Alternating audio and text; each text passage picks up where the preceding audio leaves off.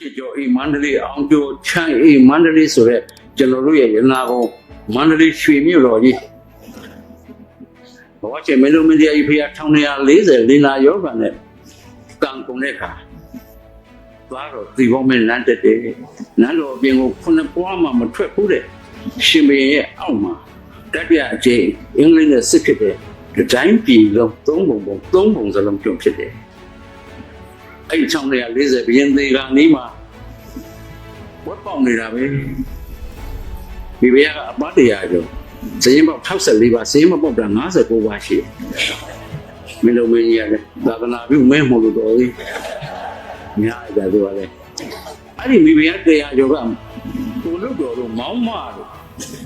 She didn't know other than Yami. I don't some maybe a song here, maybe a song here, maybe a Naya, maybe a Nanya, maybe a song in the top. Jano let the mother.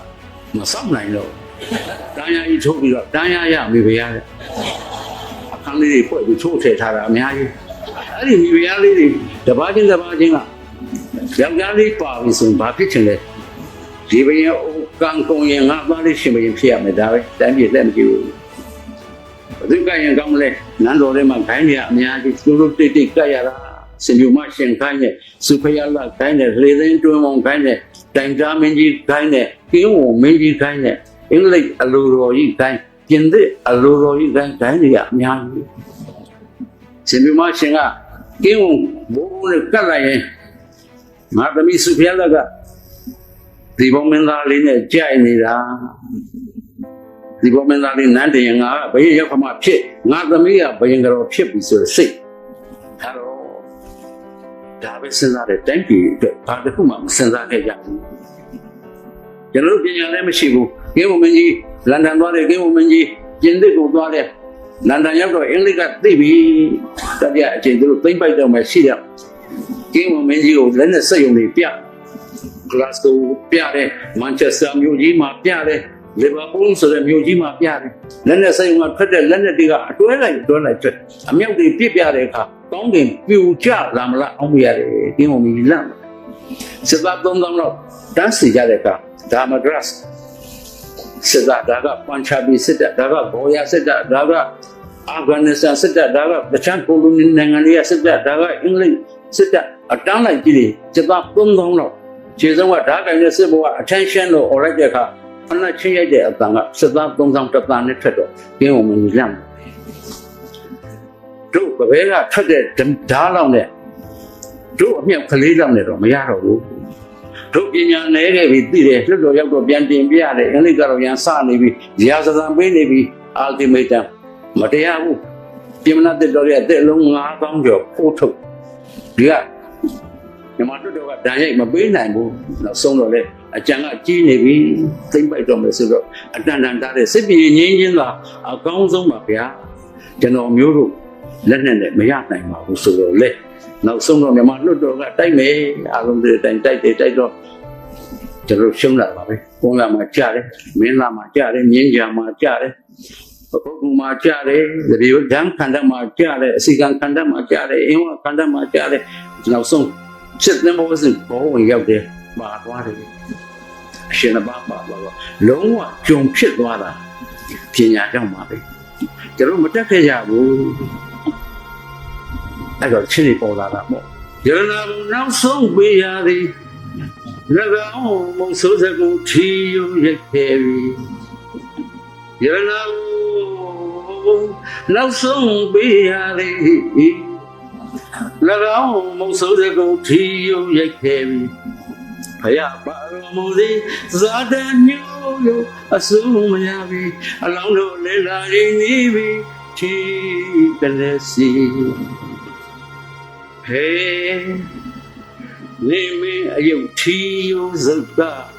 Popo King. Name me a young tea, Zalga, Popo King, and I don't know Roshan, the Baron movement.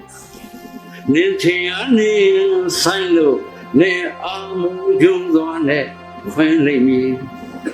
The Mara Ocean, the Ponga, Niam Tonga. Singing by the low, တို့ရှင်သားအောင်လေတဲ့ဘယ်သူကိုမျှော်လဲဆိုစัจ जा မင်းလေးပြောစัจ जा မင်းလေးကအဝေးကြီးပဲဒီဘောမင်းသားပါတော်မူတဲ့ခမည်းတော်ကမင်းတို့မင်းသားရဲ့နောင်တော်ကအမရပူရမှာရှိတယ်ပကံမင်းရဲ့ခမည်းတော်ကပါယာဝတီမင်းအဲ့ဒီပါယာဝတီမင်းကဟိုးရွှေကျရဲ့ဘုရားနာမှာသူ့ကိုပုံကန်လဲဆိုပြီးတော့စัจ जा မင်းသားလေးခေါ်တဲ့ညောင်ရမ်းမင်းသားလေးကိုရေဖြတ်ဒီမှာနှစ်တယ်အဲ့ဒီအလောင်းကိုဘိုးကောင်ကပွေသွားပြီးစကိုင်းတောင်ပေါ်မှာရွှေလာရောင်ဆိုတဲ့မြင်းကြီးနဲ့မသိဘူးတဲ့မြန်မာတွေကသုံးစာအတိုင်းပဲဇာလန်းတွေအများကြီးပေါ်လာတယ်ရွှေလာရောင်မြင်းကြီးစစ်ပြီးမန္တလေးလှမ်းကြည့်ငါပြန်လာခဲ့မယ်လို့စัจ जा မင်းကလေးကအိမ်မက်ပြီးစတဲ့ဒါကိုချင်းလုပ်တဲ့အခါအင်္ဂလိပ်ကမြန်မာတွေရဲ့စိတ်ကိုပြီးတော့ဒီတပ်ပြားတွေလက်သိမ်းတာပဲရငါကိုနောက်ဆုံးပေးရသည်၎င်းမဟုတ်ဆိုတဲ့ကိုထီရိုက်ခဲ့ပြီဖယားပါတော်မူသည်ဇာတာညိုလို့အစိုးမရသည်အလောင်းတို့လည်းလာရင်းနေပြီချီကလေးစီအလောင်းတို့မလာပါဘူးကျွန်တော်နှစ်ပေါင်း100လောက်ကြုံဖြစ်ရတာပဲဖတ်တယ်နေ1930တဝက်မှာဒီကနေ့ကျင်းပတဲ့ဟာဒီစပီဟောပြောပွဲအမျိုးသားကောင်းဆောင်ကြီးနဲ့တိုင်းပြည်ပြည်ချစ်ကျွန်တော်တို့ကျေးဇူးရှင်ကြီးများအောင်းမေခြင်းတရိယာခြင်းအပြင်ကျင်းပတဲ့ပွဲမှာဒီကုန်ကျေးဇူးကိုလည်းပြောရလိမ့်မယ်1930လက်မှ1920လောက်မှာ GCB လို့ခေါ်တဲ့မြန်မာအသင်းချုပ်ကြီးပေါ်တယ်မြန်မာပြည်နိုင်ငံကြီးအသိနှုတ်ကြားလာတယ်နောက်တော့1936ဒုတိယကျောင်းသားသပိတ်1938 1300ပြည့်အရေးတော်ပုံစတဲ့နိုင်ငံရေးအသည့်တွေနှုတ်ကြားလောက်လိုက်တာ1930မှာတို့မှာစီယုံပေါ်လာတဲ့1930မှာကျွန်တော်တို့အမျိုးသားကောင်းဆောင်ကြီးအသက်15နှစ်ပဲရှိသေးတယ်။ရန်နာကျောင်းပြောင်းတော့မှာပဲရှိသေးတယ်။ရန်နာကျောင်းကလေဘော်တဆောင်ကြီးထဲမှာသပင်ကြီးကနောက်ဖလန်ဖိတော့မာပလာကြီးတွေနဲ့ဘုံတရောကြီးတွေနဲ့ဘင်ဂျိုကြီးတွေနဲ့ရှေ့ကမြန်မာလူငယ်တွေကတချစ်တဲ့ပုတ်ဆူလိုက်တဲ့အခါတိုင်းပြည်လုံးကိုအုပ်အော်တောင်းတင်းဖြစ်သွားတယ်။ဒီတချင်ကအားလုံးသိပါတယ်။တို့ကမှချင်းပါသိကောင်းတဲ့သချင်းတို့တော့ဒီသချင်းထဲမှာတော့ငါတို့ပညာလဲခဲ့တယ်ဆက်ရိုက်မဆိုပါဘူးတို့တော့မြန်မာတွေဟာတသိမ့်ပြန်ပြန်ထားတယ်ကျွန်တော်တို့ရွာလာဆိုပြပါအောင်ကျွန်တော်တို့မြို့ကိုတွားလဲပါအောင်တို့မှာအစည်းအဝေးလူငယ်တွေကဒီသချင်းကိုစုံကြတယ်သချင်းကလည်းကောင်းလိုက်တာဝိုင်းပြီးသချင်းတည်းရသချင်း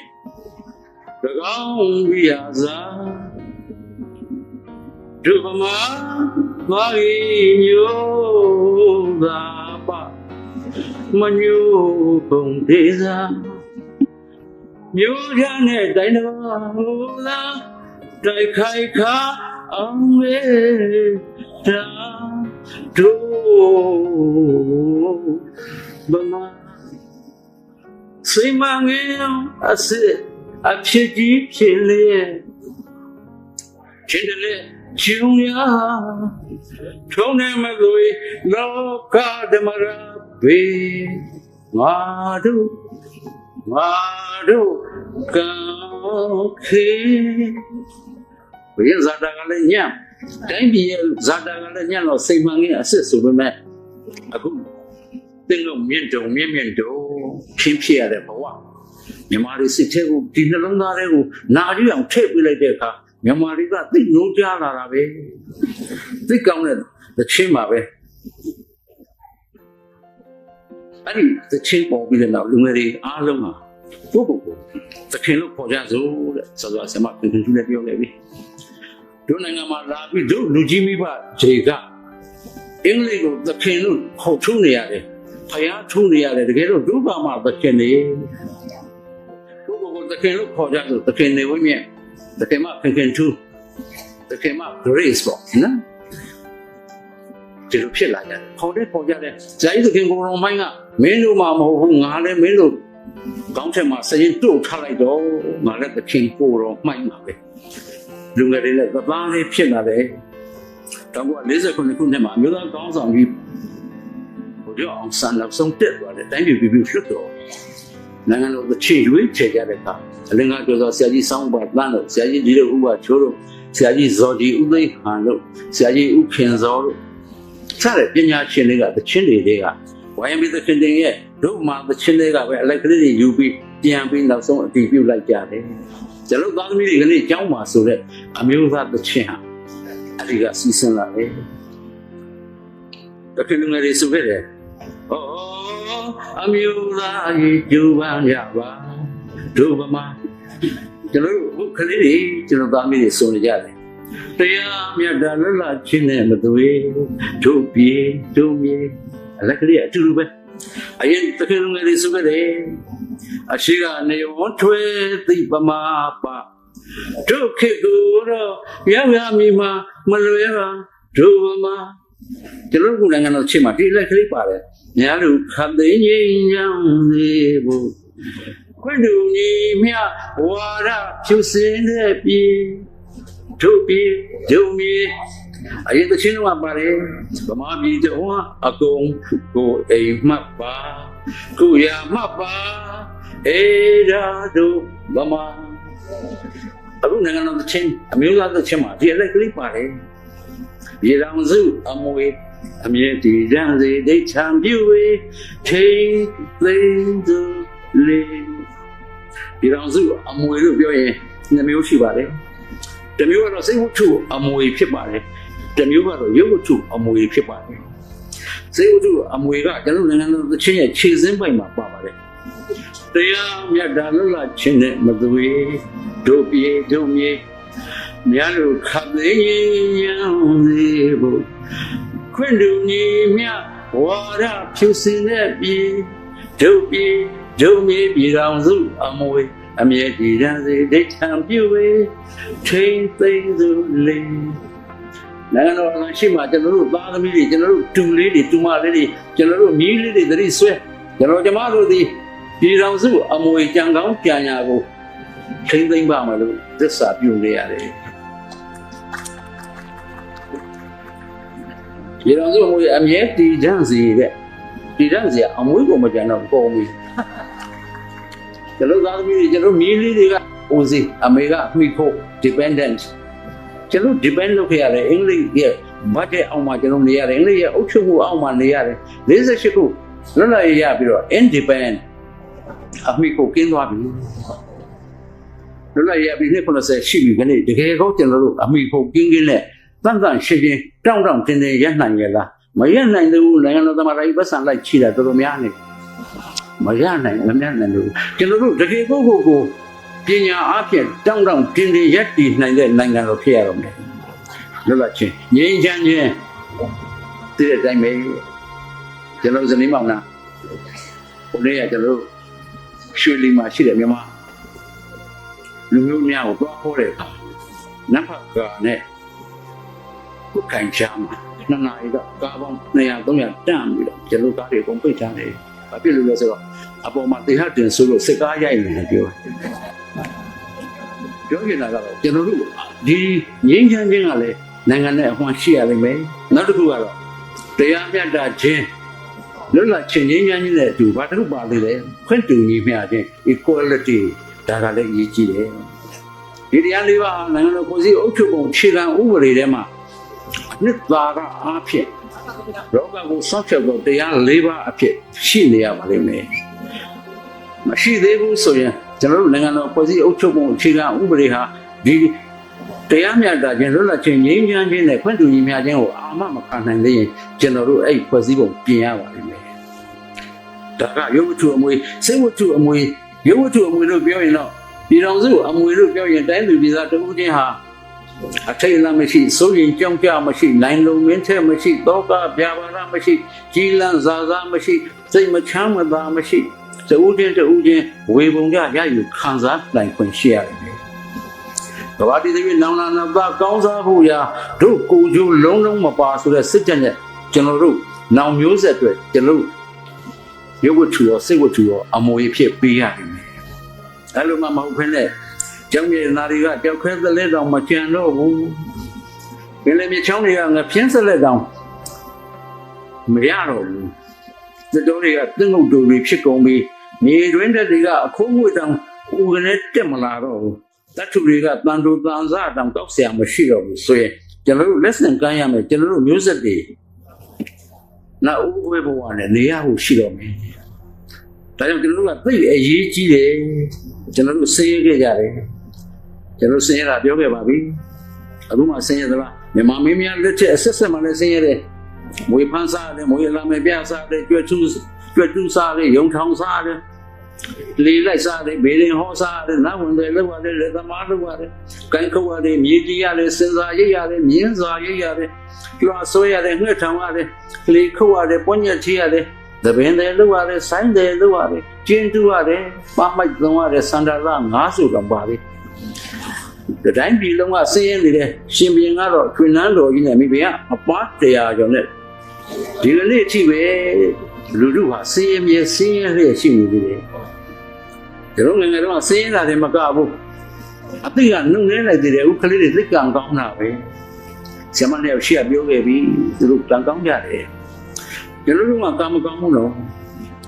အမေနဲ့သားတိုးမှနေရတာရေတူဖြတ်တစ်ချက်ရင်နံတိုင်းမိခွက်ကလေးတစ်လုံးဟာဘဝလို့ကျွန်တော်ထင်ခဲ့ကြတယ်အမေရှိရင်ပြီးတော့ရင်နံတိုင်းမိခွက်ကလေးမိန်တုတ်တုံနဲ့ဦးလေးကရေခတ်တော့လို့ရရင်ဘဝဟာနေပြောတယ်လို့ကျွန်တော်တလွဲနေခဲ့ကြတယ်ခါကျစာအုပ်ကမရှိဘူးဘာစာအုပ်မှရွာမှာမရှိဘူးအနောက်ဘက်အိမ်ကဘာကြီးဟိုးဆက်ပြတ်သွားပြီးဇင်းလက်ထပကတလီကျန်းဖတ်ရတယ်ကျွန်တော်ဖတ်ပါများတော့ကလေးတွေဖတ်ပါများတော့ဥပပြုတ်ဘာကြီးဖိုးဆက်ဖတ်အောက်ကအမေတော်ဆုံးကစနစ်ကလေးလက်ရင်းနဲ့နာတယ်အဲ့ဒီနာရောက်ရင်တိကျထားမလားတော့ထွက်ခံရောက်ပြီဆိုရင်ဆက်ဖတ်လို့မရဘူးဥပမရှိတော့စာရောကပြော့တော်ကြီးစေတော်ကြီးဆိုအပြောတယ်ကိုဖိုးဆက်ပြုတ်လို့ခရလဲရှင်းစာအုပ်ထဲမှာတခါမှတော့တယ်မရောက်ပါလားဟုတ်တယ်အဲ့ဒီစာအုပ်ကိုဖတ်ကျွန်တော်ချက်ဖတ်ဆရာမရှိဘူးအမေစုပြတဲ့ချင်းတွေအမေပြောတဲ့ဇလန်းတွေအမေနဲ့သွားခဲ့ရတဲ့ခီးတွေအမေကြောင့်တက်ခဲ့ရတယ်အမေနဲ့မွေးကြည့်ရတယ်အမေနဲ့မောင်းထောင်းလိုက်ရတယ်အမေနဲ့ကောက်သိန်းကောက်လိုက်ရတယ်အမေနဲ့ပဲပင်ပေါက်ကောက်လိုက်ရတယ်မုံရီကြီးတဲ့အချိန်အမေနဲ့တန်ကြိတ်တစ်ချောင်းနဲ့ချင်းဆယ်လိုက်ရတယ်ပဲပြီးဆန်ယူလိုက်ရတယ်အမေနဲ့အလှူအိမ်လိုက်ရတယ်အမေနဲ့အသူဝအိမ်လိုက်ရတယ်အမေနဲ့တရားစရာကိုလိုက်ရတယ်နေလုံးနေညနေဆောင်တော့အမေကျောင်းကိုသွားရတယ်ဟောက်ယူလာကကမြင်းစကြမ်းကတလို့ဆရာကျမ်းရဲ့ကြပြလေးလိုပဲနေလုံးနေညနေဆောင်တော့အမေကျောင်းကိုသွားရတယ်ကောင်းကင်ကြီးဟာကြောက်တင်ဘုံပေါ့ခြေဝါလုံးတွေရေးရတယ်ဘုရားဝါပြူကထွက်တော့ကျောင်းတက်ချင်းတို့မှတ်ရတယ်အမေနှုတ်သားချိုးအေးနဲ့တချင်းကလေးတွေစူပြတယ်အဲ့ဒီအမေ University အမေတက်လို့ကျွန်တော်စတက်ရတယ်အမေပစိုးစုံတဲ့သားလေးကိုတဲ့အမေကလွှဲအမေတချင်းသားနဲ့ကြီးရတာပဲကျူသားကိုစွန်ချီငါပလီဝဲကိုကြွားပါလိမ့်ကျူသားကိုစွန်ချီပါလေတော့ငါပလီဝဲကိုကြွားပါလိမ့်အိုးချရဲပါအိုးအမေဆိုပြတဲ့တချင်းလေးနဲ့ပကက်ထဲအိတ်ခရတာအဖေပစိုးစုံနေပဲတရွာလုံးအဖေပစိုးစုံနဲ့ဘယ်သူမှဆောင်းပန်းပကက်ကြီးနဲ့မအိတ်ခရဘူးအမေတချင်းကဒီကလေးထိနေဝင်းမြင့်တော့မှတ်မိနေသေးတယ်ဒါကြောင့်စာဖတ်တဲ့အမေတချင်းဆိုတဲ့အမေကဆုံးမတဲ့သားသမီးနဲ့စာမဖတ်တဲ့အမေတချင်းတောင်မှမရတဲ့အမေဆုံးမတဲ့သားသမီးမတူဘူးစာဖတ်တဲ့ဆရာမများရဲ့တုံသင်မှုအောက်ကတပည့်နဲ့စာမဖတ်တဲ့ဆရာမများရဲ့တပည့်မတူဘူးတော့ဒါကြောင့်ဆရာမများလည်းစာဖတ်စေခြင်းနဲ့စာဖတ်ရလိမ့်မယ်ကျောင်းသူကျောင်းသားများလည်းစာဖတ်ရလိမ့်မယ်အမေတွေကလည်းစာဖတ်ရလိမ့်မယ်အချို့အမေကသချင်းတော်မရအောင်ခလေးသိဖို့နေတာကခလေးဘက်ကတည်းစောင့်ထက်အေးခလေးအထက်စဉ်းစားတယ်အမေတို့ intro ဝင်နေပြီသချင်းတော်လာတော့မှမလာဘူးဆိုပြေငိုပြီပေါ့ဒါကြောင့်အဲ့ကျခလေးအမေများသချင်းတော်ရအောင်ကြက်ချကြမအောင်ဗမာကံလေးပေါ့ hip hop တော့သွားမလို့နဲ့နော်ဒါကြောင့်ကျွန်တော်တို့ကအဲ့ဒီနှလုံးသားမျိုးနဲ့ကြီးခဲ့ရတယ်နေဝင်းမျိုးလို့ဒီခေတ်လို့ကြောင်းသွားတာပတ်စံနေအများကြီးမကုန်ဘူးတော့လင်မန်းလေးတွေမှာမှတ်မိတဲ့ပန်းလေးရတဲ့စီဖျောင်းတိုင်လေးက3တိုင်အမေကဖျောင်းတိုင်ကြီးဆိုနှမျိုးလို့သေးသေးလေးတွေ3တိုင်မှတ်မိတယ်ပတ်စံက9မှဆရာကြီးကိုလက်အောင်နေလားမသိကောင်းပေါ်ရကျွန်တော်ကနောက်ကလိုက်ဆရာကြီးကျောင်းကိုသွားဆရာကြီးကျွန်မသားလေးကျောင်းအမလို့အေးဒီကောင်းလား မင်းဒီကောင်းဘောကကြော်ပြီးလည်းရွက်မိလားဒါပဲအဲ့ဒါပဲဆရာကြီးကပတ်စံတောင်းတာတစ်ခါမှမရှိဘူးအဲ့တော့ဒီဘောကလည်းလေ့ကျင့်ထားပြီးသားကျွန်တော်အပူကြီးကပြောတယ်မယ်နောက်ကနေကန်ကွာလည်းရွက်ကိုနောက်ကကန်ပြီးမှခေါင်းကိုထိုးသွင်းတဲ့နည်းကိုသုံးအေးဟုတ်သားပဲဆရာကြီးလည်းအဲ့လောက်ကျွန်တော်တို့ကမလဲတော့ခါတဲ့လက်ခံပါလေဒီတိုင်းဆိုမမီဘူးအဲ့တော့နောက်ကကန်ပြီးခေါင်းထိုးသွင်းရဆရာကြီးလက်ခံလိုက်ကျွန်တော်ပြီးပြီ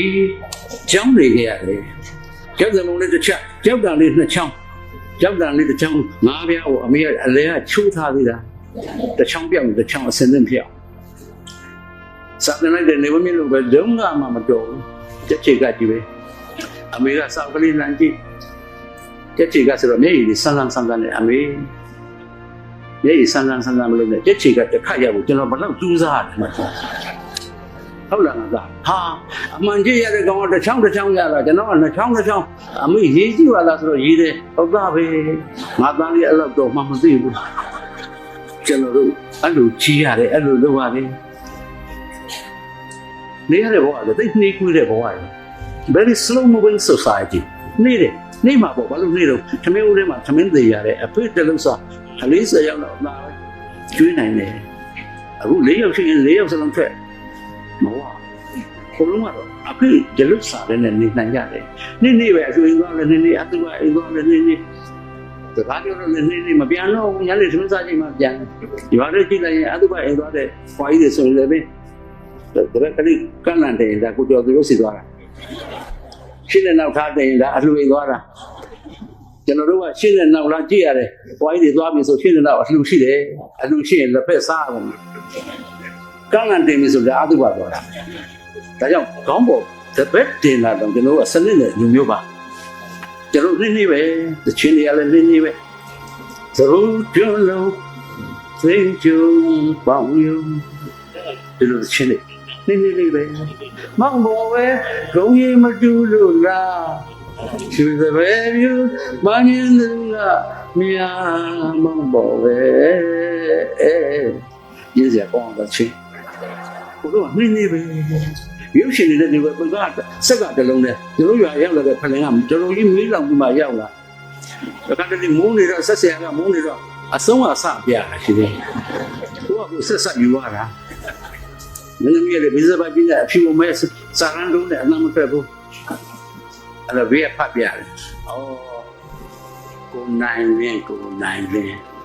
မပေါ်လာတာအတော်ကြာမှာပေါ်လာ။နမလေးလုံးလာပြီဆိုပြီးတော့မင်းသမီးသုံးကစကားပြောစကားတော့ပြင်းပြင်းစရာကောင်း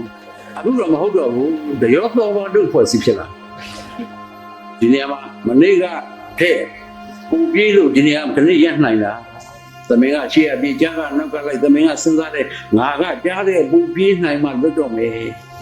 ကြားကလည်းနောက်ကလိုက်နေရတယ်ငါကသမင်နဲ့ပူပြေးနိုင်မှသမင်သားစားရမယ်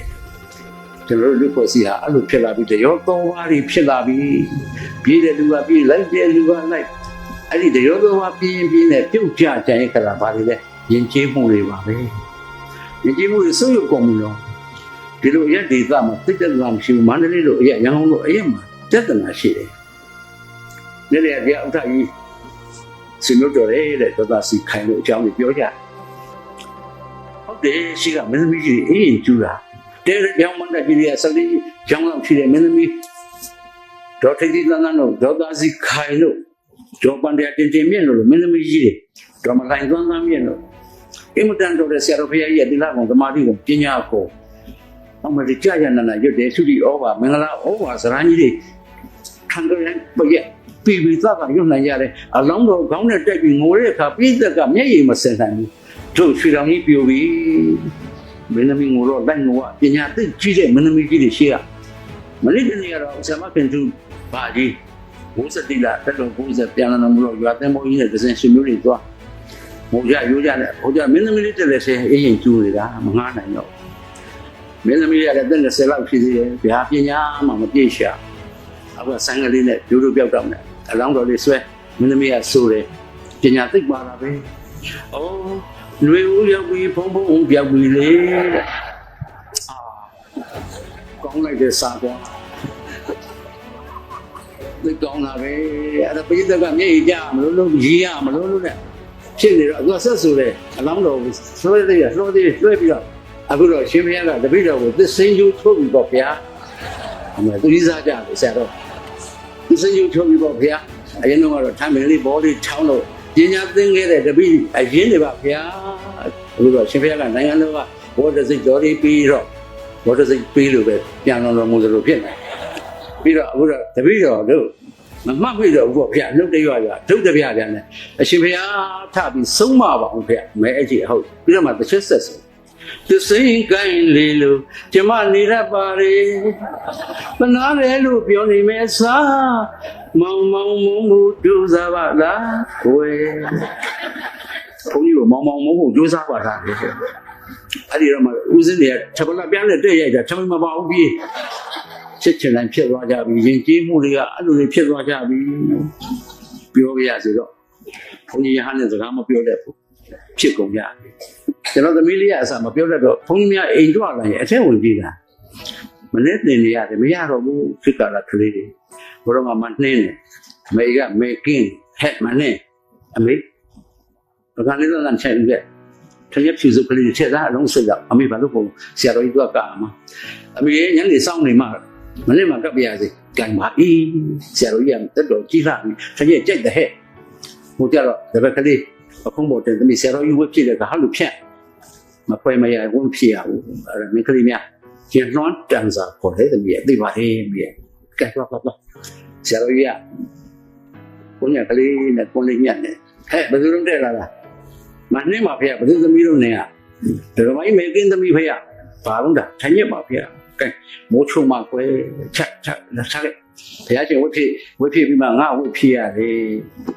ကဲချက်တော့အဲ့တော့မနှင်းကပြုံးပြီးတော့တတိရတယ်မေပြောတာတပည့်ကလေးအောက်ကပုံးပေါ်တယ်တပည့်တော်မှပြန်ကြွပါအောင်မေဖေအေးကြွဆရာတော်ကဟိုလောက်ရမှတတိရဟဲ့တော့နင်ဘယ်လိုပြောသွားလဲတပည့်တော်မှပြန်ကြွမလို့ပါဗျာဟာနေမေဘသူမဲကင်းဖေလွတ်ဆန်းဒါမအေးနဲ့ဆိုင်နေဘယ်လေဘုန်းကြီးဟန်စကားမပြောတတ်ဘူးမဲကင်းရလာတယ်ရှင်ဖေ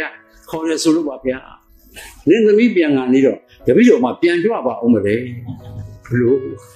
စိတ်မရှိပါနဲ့ဖေတေချာတင်လွတ်လိုက်ပါပြီဖေဒီကအိမ်ကိုရောက်ပြန်တပည့်တော်မှမင်းတော်မူလိုက်ပါမယ်ဖေဘလို့အိမ်ရောက်ပြန်မင်းတော်မူလိုက်ပါမယ်ဟာနေပူဆိုးလေပြီနေအောင်ကြပါစို့မောင်ညွန့်တို့စမ်းမောင်ညွန့်လာတယ်မောင်ညွန့်အရှင်မခေါ်ရဆိုလို့ဖေခေါ်တယ်တပည့်တော်မှပြန်ကြွပါအောင်လေမင်းသမီးကမင်းမရကအိမ်ရောက်ပြန်မင်းတော်မူလိုက်ပါအောင်လေကောင်းသေးလားဟာအဲ့တော့ရိုင်းမှတော့ဖေရှင်ဖေဒံပေးမှကောင်းမှာပေါ့တပည့်တော်မျက်နှာမထောက်တဲ့ဖေဒံပေးတော်မူပါဖေဘယ်လိုပေးရင်ကောင်းမလဲဟာအဲ့ဒီနေ့နောက်ကြောင်းနဲ့ချီတော်ရမချခင်နဲ့ပေါ့ဖေဟာမင်းကပူဆိုးกว่าမေးအိမ်မသူရှိသေးတော့ရောက်ခမကြီးရှိပါသေးဖေလှော့စမ်းရောက်ခမရောက်ခမကြီးကတုံနဲ့လာအရှင်ဖေခေါ်တယ်ဆိုလို့ပါဖေအေးမင်းမရသုံးမကြမင်းသမီးကသုံးမကြမင်းသမက်ကဓာတ်တယ်လားဒီလိုပြောတယ်ဆိုတော့ကိုကြီးကမျက်ရည်ကျ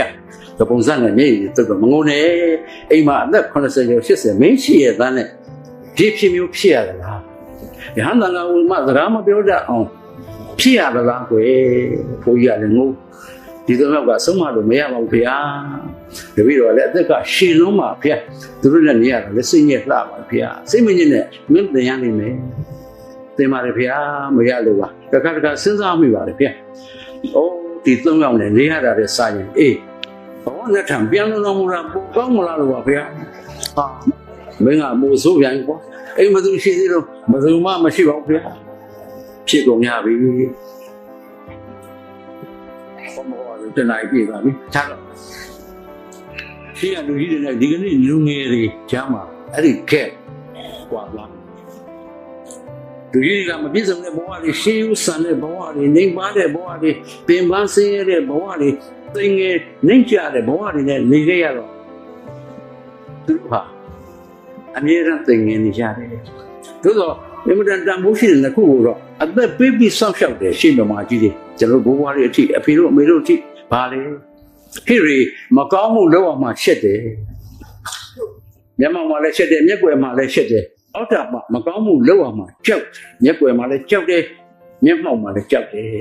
ဒီလောကမှာကတရားနှစ်ပါးကိုရင်စိပြီးထိန်းထားတယ်လို့ကျွန်တော်တို့ယဉ်ကျေးမှုအမျိုးသား ဇာတိဥပရိလက္ခဏာခေါ်တဲ့ဒီမြန်မာစိတ်ဟာ national identity ဒီစိတ်ဟာကျွန်တော်ခဏထိရှိနေတယ်ဘဝရဲ့ကျေးဇူးဘလောက်ဆင်းရဲဆင်းရဲဘလောက်နေပါမကောင်းမှုလောက်အောင်မှချစ်တယ်ဆိုတဲ့သူတော်ကောင်းဥစ္စာမကောင်းမှုလောက်အောင်မှကြောက်တယ်ဆိုတဲ့သူတော်ကောင်းဥစ္စာအပြတ်မှာဒီကနေ့တော့မကောင်းမှုလောက်အောင်မှကျက်စရာမရှိပါဘူးကွာဆိုတဲ့ဖြစ်လာတယ်မကောင်းမှုလောက်အောင်မှဘာကြောက်စရာရှိသလဲဆိုတာဖြစ်လာတယ်ကြောက်စရာကောင်းတယ်ခေတ်ကပြောင်းပြီးကျွန်တော်ပြောသလိုတရောသောဘာပြောပြီးတော့ယဉ်ကျေးမှုတွေကြာကြိုင်ခဲ့ပြီးဘုန်းကြီးနဲ့သီလမီတော့ဘူးစီဒီဇပြားနဲ့သီလယူတာဖြစ်ကုန်ပြီမုန်းနဲ့ကောင်းမကြိတ်တော့ဘူးမြို့ရောက်ရင်ဂျေထုံးနဲ့ဝယ်ခဲ့ပါလိဖြစ်ကုန်ပြီမြေအုံးနဲ့မချက်ပေါင်းအုံးနဲ့ချက်တာတွေဖြစ်ကုန်ပြီအမေတို့ကမြေအုံးလေးနဲ့ချက်စလောင်းမုံလေးဟုတ်တော့ဆန်လေးသမင်းလေးကစုံတဲ့အဲ့စုံတဲ့တာလေးကဥပေါင်းဘုရားရှင်တက်